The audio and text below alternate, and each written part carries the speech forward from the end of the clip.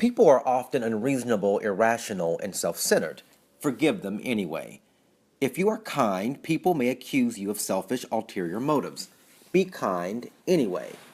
If you are successful, you will win some unfaithful friends and some genuine enemies. Succeed anyway. If you are honest and sincere, people may deceive you. Be honest and sincere anyway.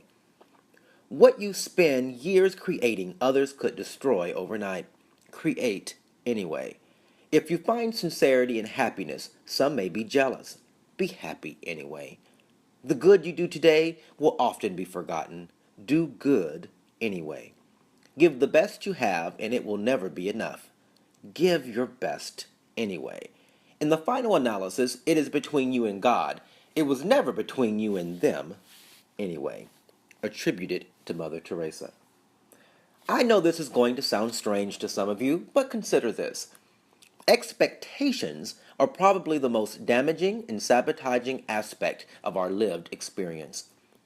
Yes, you heard or read correctly. Expectations. For the last few posts, I've lifted areas that limit our ability to experience our highest selves and best lives. There is good all around us, and it belongs to us. Yet too many of us live lives of limitation and meaninglessness, failing to find purpose and passion. And today, I'm suggesting that we miss the mark because of our expectations. No doubt one of the most heart-wrenching human emotions is disappointment. Oh God, I hate being disappointed.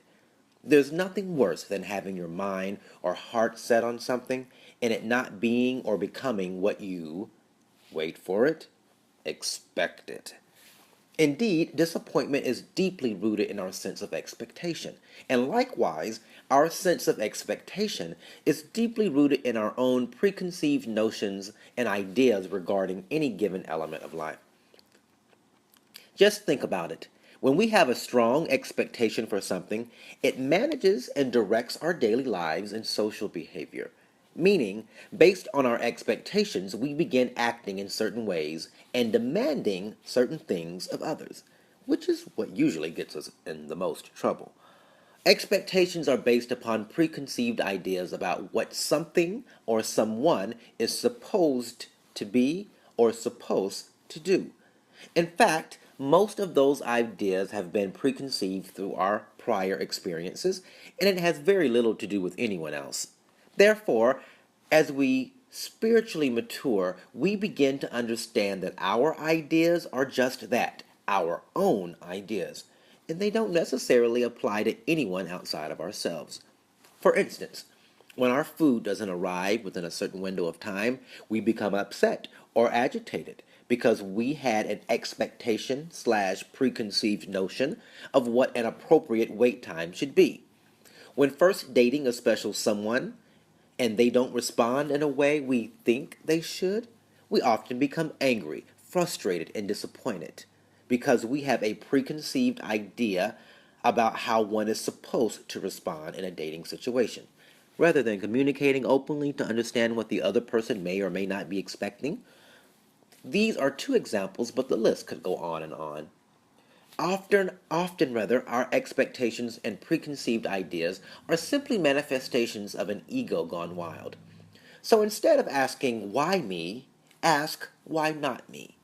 Instead of judging someone's behavior when it doesn't meet your expectations, try seeking the other person's perspective and understanding why they may be doing what they're doing. And when a particular situation threatens to disappoint, try finding alternative ways of understanding it, ones in which you aren't the victim. The bottom line remains let go of your preconceived notions and try your damnedest to take nothing personally. The person who cuts you off in traffic, the clerk who treats you rudely, the significant other who hurts you, the job that lays you off, the family who just doesn't understand you. Take none of it personally. Open your heart and mind to correction. Be willing to be proven wrong. Take responsibility for any part you played in the drama, but at the end of the day, Release others of your expectation and free yourself from the crippling heartache of disappointment. Because in the end, the bad behavior of others and the disappointing circumstances probably have nothing to do with you anyway. 4. This is not the end of your story. Your best days are not behind you, they are ahead of you. Know your preconceived ideas belong to you only, so don't use them to persecute others' inability to meet your expectations. Open your heart to all the good that belongs to you and receive all of the big things coming.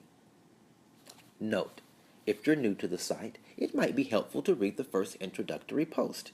Also, feel free to post your questions or comments here, and you can always reach out to me on Twitter at RayCJordan using the hashtag BigThingsComing. Copyright 2013.